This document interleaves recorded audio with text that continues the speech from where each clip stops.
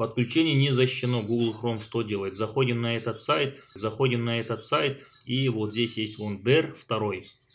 Его скачиваем, нажимаем сохранить.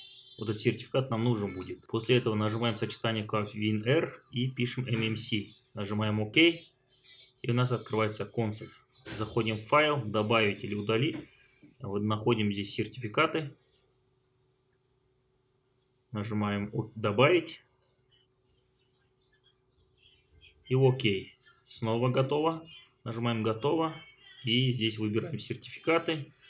И доверенные корневые сертификаты. Заходим снова в сертификаты. Нажимаем 2 раза, открываем. И нажимаем. И заходим в действие. Все задачи. Импорт. Далее. И находим наш сертификат. Выбираем здесь все файлы. Находим сертификат, который мы скачали. Выбираем. Нажимаем открыть. Нажимаем далее. Нажимаем далее. И готово. У вас должен все работать.